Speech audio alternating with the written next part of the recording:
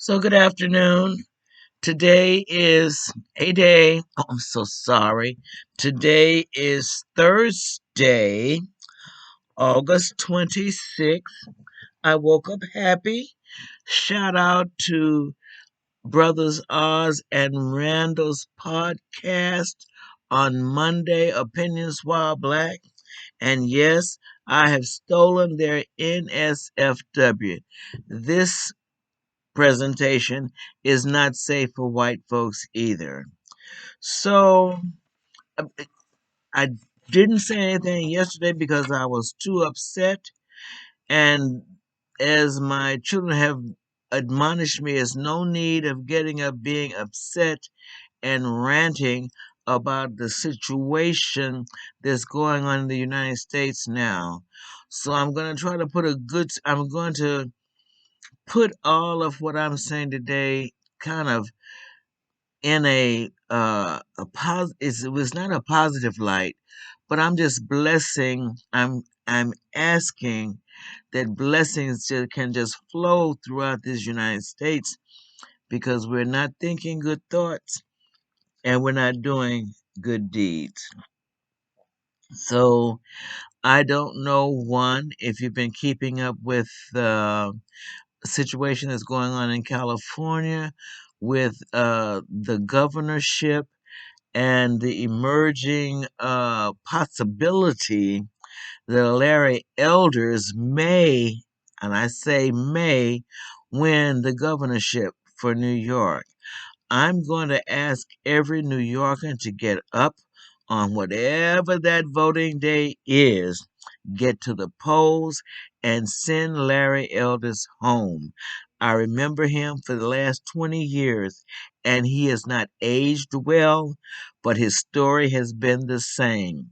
Nothing for black people, everything for myself, and I'm always negative about what minorities are doing, specifically black folk that are doing, that are not positive, not understanding that he is one of the most repressive conversationalists, because he has a radio talk show and he talks shit every fucking day. I'm sorry, but he does. And he's horrible. So, like I said, I'm 75. So I know I've watched this man age the last 20. I may do 30 years. Just watch him as a young man talking shit about A, B, C, D, and E, but it's always negative. And now he's in a position to run for governor, and all of his hate is in the middle of his face. All of his going to be unkind is in the middle of his face, where the face is no longer young and supple, but the bags are coming in, and the evilness is just fulfilling the jawline, and the temple line, and the eye line. Just mad, evil frenzy. I need people in New York to get up, whatever that voting day is. Get your behinds to the polls and do the right thing. That's Larry Elders. I wish to God you guys would get up, go to the polls, and do the right thing because there is no nice racism and you cannot work your way out of racism. And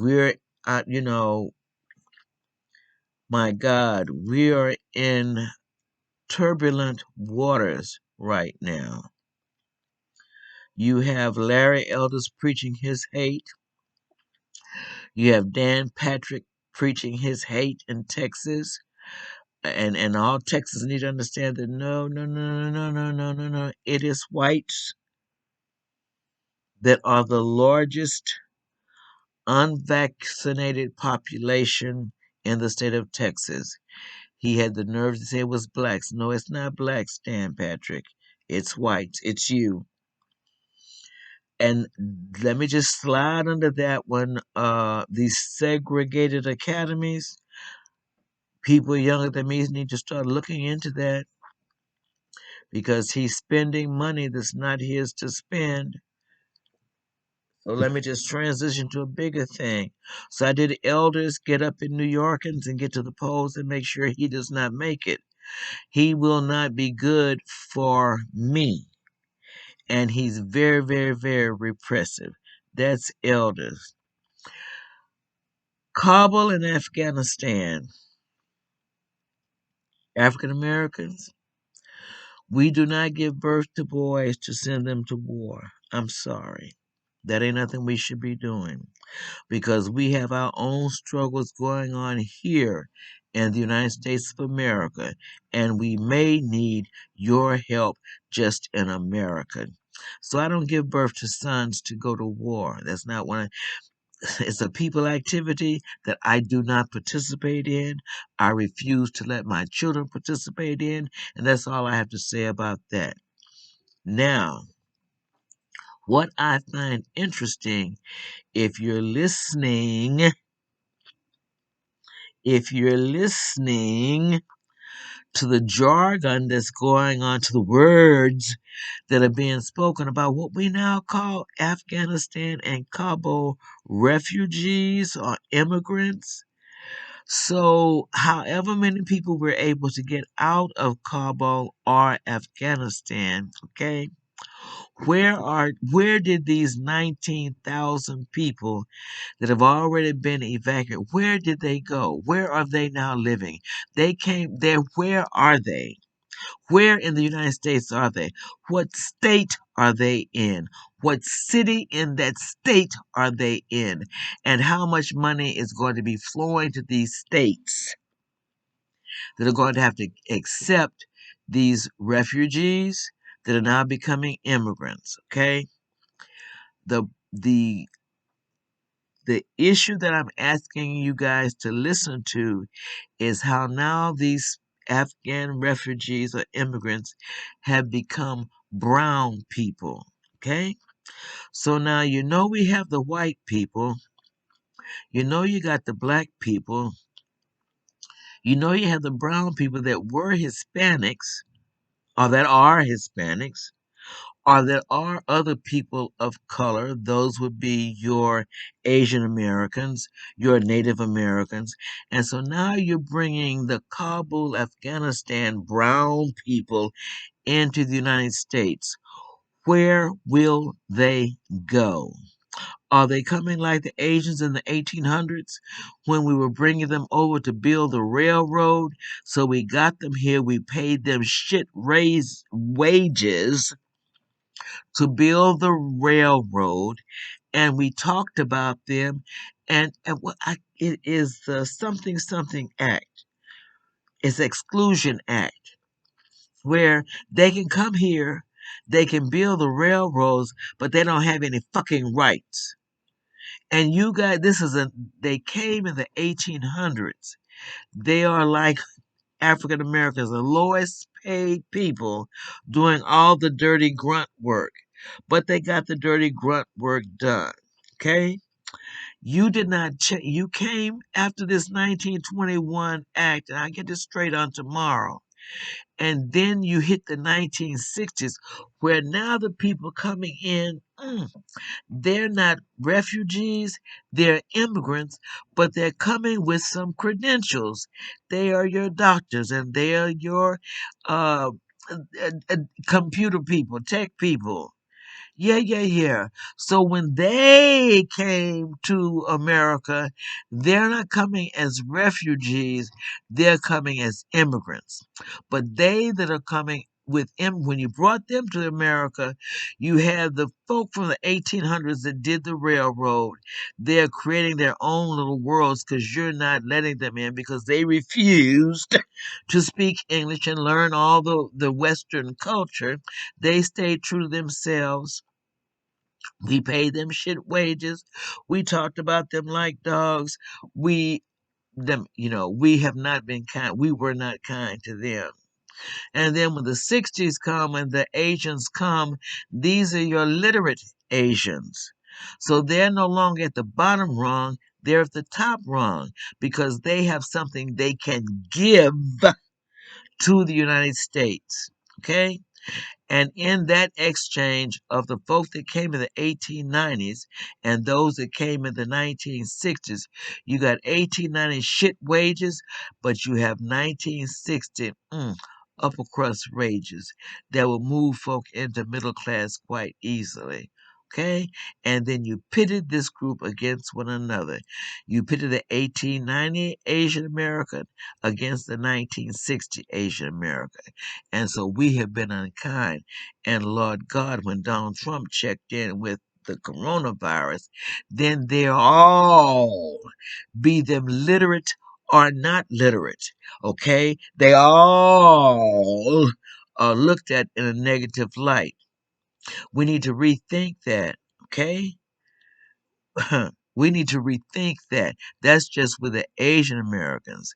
Now you're bringing the Kabul and the Afghanistan people here as immigrants or as refugees. And they're going to slickly get sucked into the American system somewhere in some city, in some state. And somebody is going to start talking about it sooner or later because they're going to have an increase in whatever giveaway programs you have for moving here. And I'm helping you to resettle. Okay. Now you're going to pit them against brown people, brown Asian people, brown Latino, South American, not refugees moving to the United States. They could have been immigrants, whatever. They're here, and their numbers are saying they're here. So now, when you have now expanded these brown people, you know, and you've been nasty in your expansion. You still look nastily at Hispanics. Or that whole, what you don't like being called a Hispanic, whatever South American um, ideology or name you want to be associated with, just understand that when you get to your senses of when you check out on anything, you won't be able to check out white. You're going to be able to check out brown. So now I have the brown Southern American here. I have the brown Asian American here. I have the brown Native American here. And now I've got the brown Kabul and Afghanistan here. That's just in brown. And that's just pitting one brown culture against another brown culture for some funding that should have been shared to all cultures. I'm just saying, just putting that out there. So you got elders, you got these refugees or immigrants that are coming, and what are you going to call them? A refugee, or are you going to call them an immigrant? Okay? And where are you going to get the funding to support all these people that you're bringing from Kabul and Afghanistan? How are you going to treat them? Where are you going to relocate them? And how much are you going to give them for their relocation? Okay? Because you're going to have to give them something because they're now coming into states and they're in that system of needing things from whatever state they're in. They're going to need some help. That's number two. Number three, I hope that America does not get stupid here. And what you need to remember is that over the last 20 years, the defense has lied to Americans. You have been, man, look, for the last 20 years, you have I'm talking about just the generals and their top echelon, not even the people that are going to the front lines, but you have spent trillions, my God, in this war in Afghanistan. Not 1 trillion, that is trillion with a T. TRILLIONS. You have spent trillions and trillions and trillions and trillions of dollars keeping a war going on in Afghanistan and Kabul and knowing that you're not doing a damn thing there to give the individuals that are now quote unquote left behind the opportunities to live. You've been dirty. You have told so many lies to the United States and to the presidents, and you've done it over. Oh my God! Mm. So you did it for Bush, you did it for Obama, you did it for Trump, and now you're doing it for Biden. And Biden says now he's tired of spending the trillions, and that you have lied to us defense people, be you Army, be you Navy, be you Marines, be you Air Force. You all were there to train those communities to be able to take care of themselves. And you built institutions and buildings to protect yourself. And then you lied to the United States. And I don't know when the people of the United States are going to get a grip now to understand that we have given you guys trillions and trillions and trillions and trillions of dollars. That is with a T, not a B, not an M, but a T. And you've done nothing, and you've left us in poor conditions, and you have just lied. Oh my God. Okay? So I gotta get off of that because then I get into my rant and I'm already more than 15 minutes in. Next thing, the John HR4, the John Lewis Voting Advancement Act, came up in the House. All the House Democrats voted for it. All the House Republicans, every last one of them, voted against it. Voting against it, every last Republican, every Mitt Romney, every Liz Chaney, every, every Republican, Kevin McCarthy, every Republican voted against the HR4, the John Lewis Voting Act, Advancement Act. Lord Jesus, in these next elections, 2022, 2024, we have got to get rid of the folks that are in the Congress and the Senate right now. If you've been there more than 5 years, your ass needs to be gone because you're strangling the possibility of setting America on a more secure level playing field. Larry Elders don't want that. Liz Cheney apparently don't want that. They want to keep that white. I, mm, I don't even understand how Larry Elders says what he says. The motherfucker is black. I don't understand how Ted Cruz says what he's brown. And when the deal gets done, you black and you brown, you are not white. Therefore, when the real story gets done, you're going to be crushed because that's what white folk do. They have no consciousness about anything. Okay? DeSantis, what the man, Greg Abbott, Ted Cruz, Josh Hollins, whenever these terms are up, these folk have to go. You got a fresh six with Lindsey Graham and a fresh six with Mitch McConnell.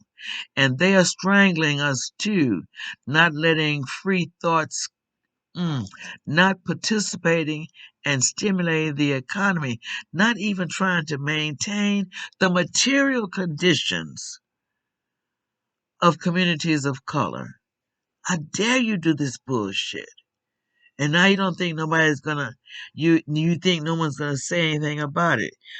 Where are these 100,000 refugees going to go?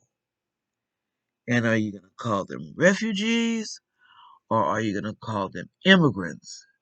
But where are you gonna settle them? And how much money is it gonna cost to settle?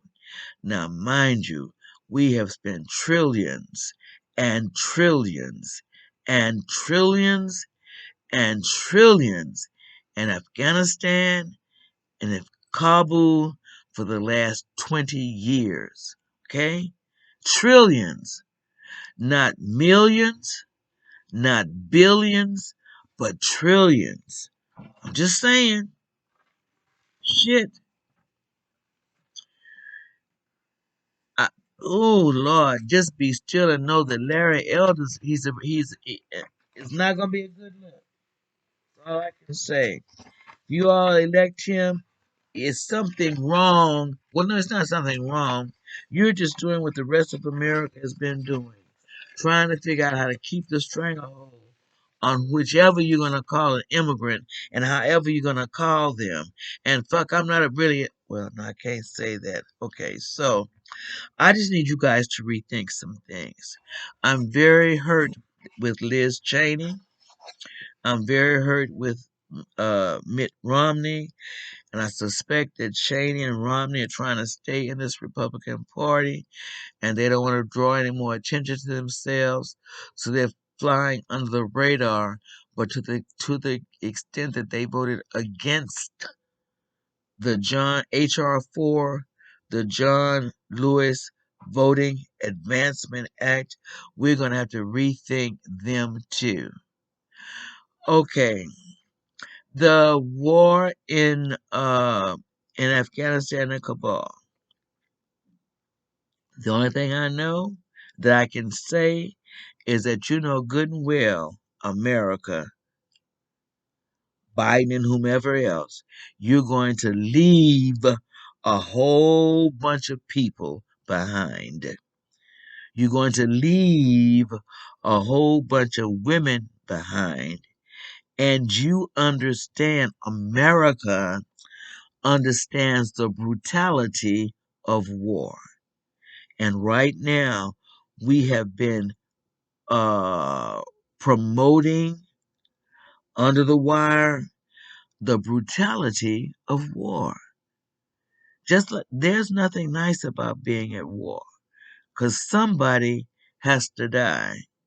Okay? So, come on, man. Come on. Try to think of something better to do.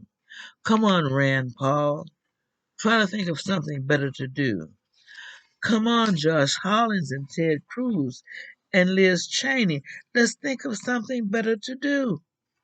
We can do better. Well, okay, you don't want to do better. It's okay.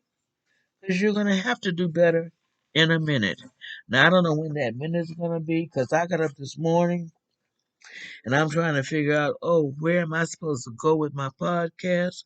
Because I'm kind of, I, I'm kind of really pissed today and I don't want to sound like a raving maniac, but white folk, you've got to do better. Shit. My God. I guess, there is value in differences. And I don't know when we're going to have to start talking to, when are we collectively going to understand that there are values in differences. Continue to give my shout out to Oz and Randall's podcast, Opinions While Black. You can listen to them on Monday. Okay, so now I want to go into this. Is something I'm just going to put this out here.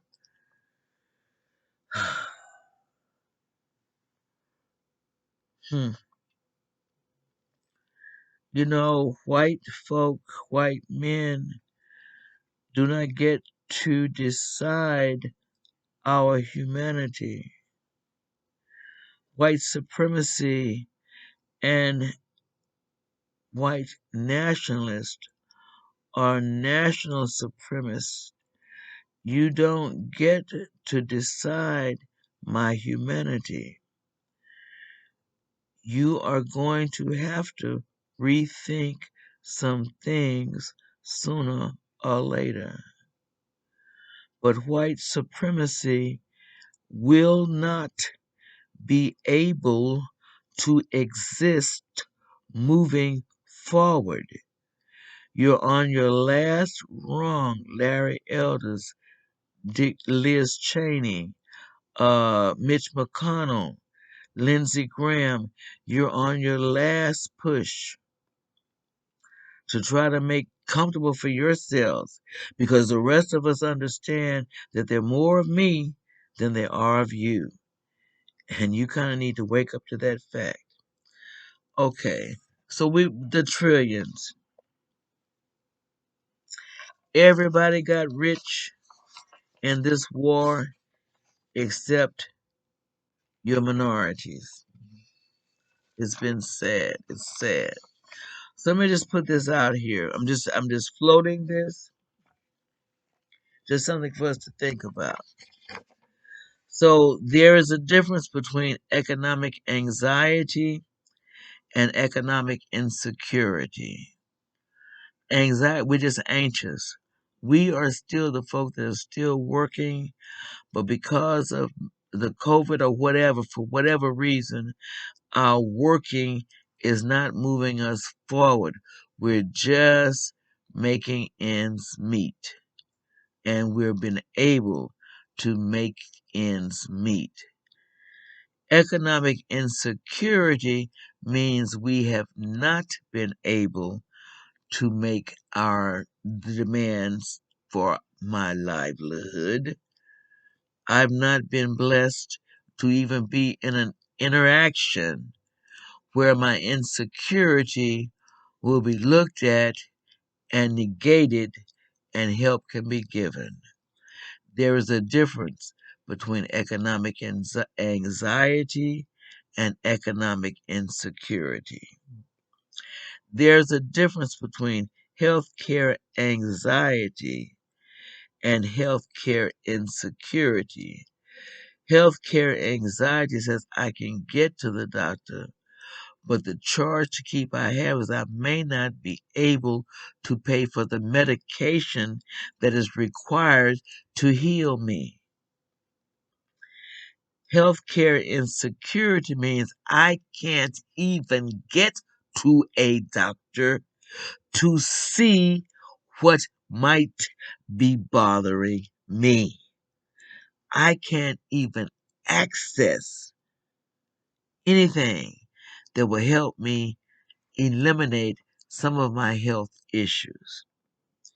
There's a difference between food anxiety and food insecurity.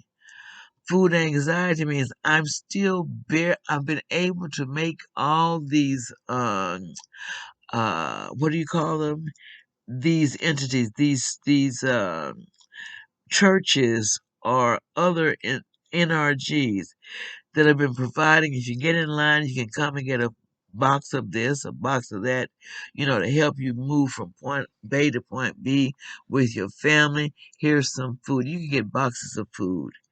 Now they've stopped doing it because for right now they don't think we need it anymore, but the devil is a lie. But anyway, those of us that were able to have cars, or were able to getting bikes, and were able to get in these lines and get the food to their families, that is an anxiety. Food insecurity means I can't even get in line to get a box of food because I have nowhere to put, store, and prepare these food. So I have food insecurity. I'm in the dumpsters, folks. Or I'm sitting outside begging for you to give me $1, a dime, or whatever for me to get. I'm hungry. Feed the hungry. And these signs are going up everywhere. Everywhere. And the nationalities are all of us that are in food insecurity. We're all in the same position. We have not, and we need a lot. There's a difference between housing anxiety and housing insecurity. Housing anxiety means you redline to areas where there's a lot of crime. They call it redlining. It's like trying to get, trying to move. And I'm in Houston, so we have these wards.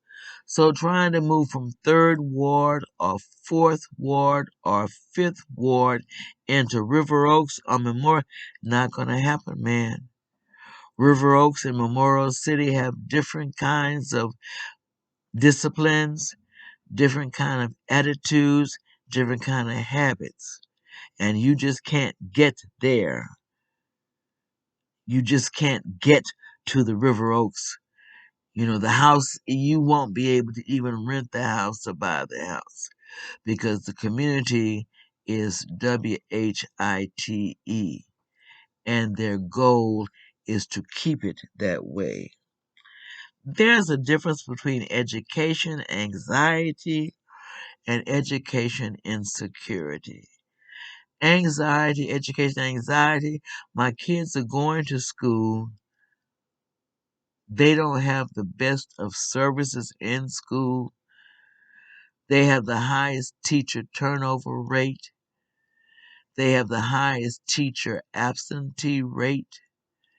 And these kids do not have the best of skills.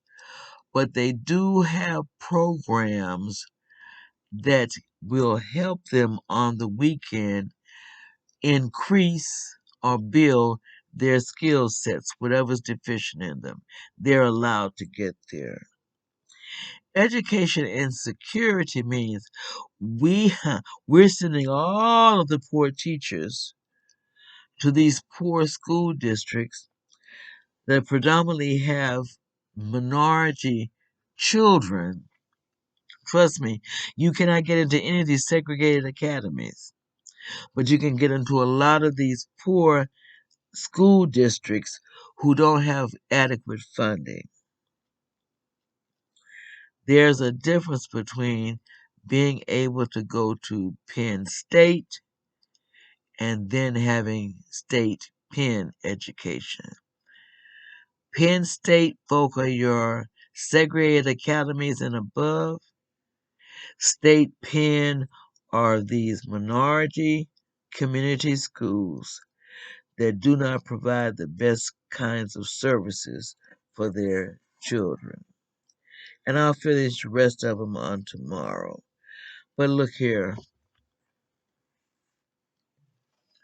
I've shared as much as I can share.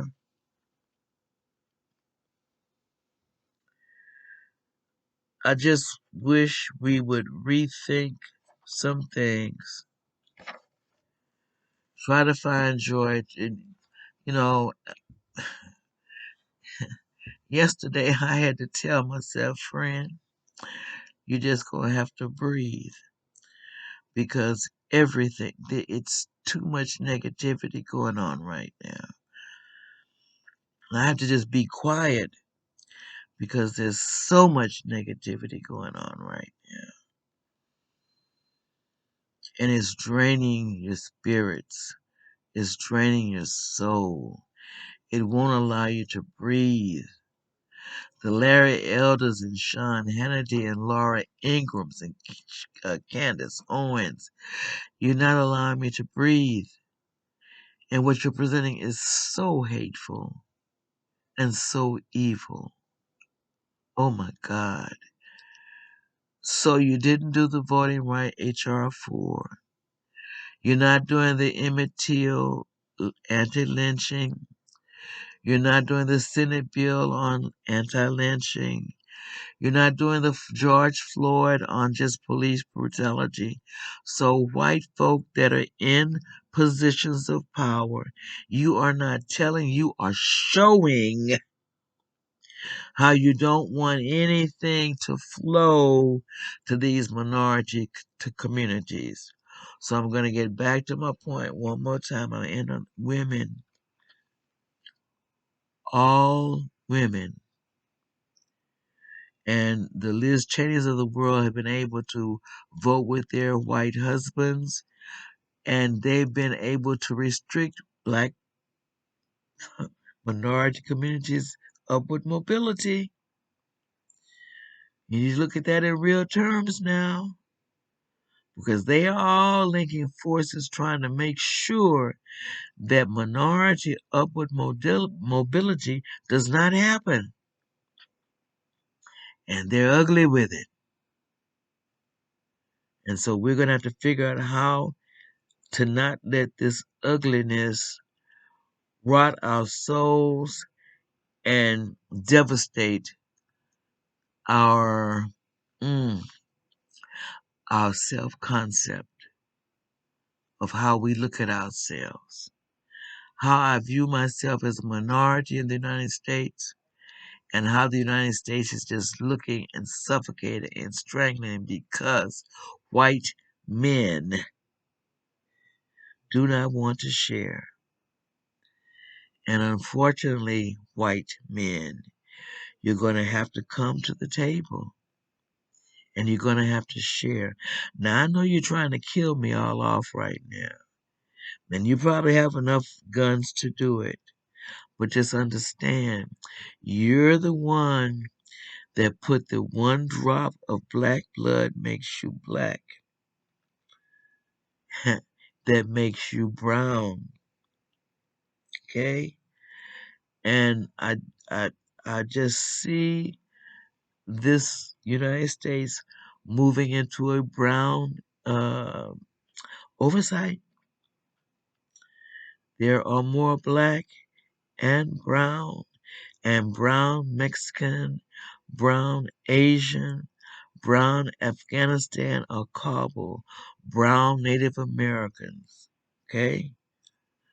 We women are going to have to get together and begin to advocate for increasing the material conditions of communities of color. I just want white men do not get to decide our humanity. There is no nice racism. You can never work your way out of racism. So all those folk that are coming with a negative outlook to further strangle me, and I'm 75, I've got to stand up and say, no, no, no, nay, nay. You've had enough time. I need to get the crook out of my shoulder, the pain out of my back, and just step up and say, hey, this show is not for whites. It's not safe for whites. This is an NFFW podcast. And I'm giving shout outs to Oz and Randall's podcast, Opinions While Black, which is every Monday. So shout out to them. Shout out to Richard Smallwood. I don't know if you guys are into him yet, but my God, his Hold On, Don't Let Go, and Thank You, and Calvary, his music just soothes. It is soothing my heart right now. And so though I may sow in tears, but I'm going to reap in joy. I am appreciating how this man is trying to settle my soul from being so mad and coming back being so evil in my presentations for my podcast. Shout out to all my boys, and you know who you are. And all my girls, you know who you are. And all those that, have never heard but can appreciate, these are just the ramblings of an old black woman who's being forced to come forward and just say some things. This shit ain't right. And we need to begin to start fixing our condition. Bottom line, all of us that do not consider ourselves white have got to come together and say, look here, white folk, this just ain't right. It is no longer acceptable for you to spend trillions. Oh my God. Today is Thursday. Wishing each of you a wonderful evening.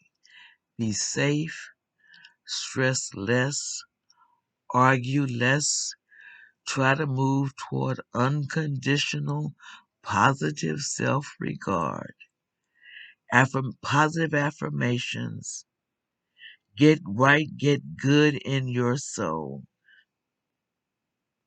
Begin to appreciate in your spirit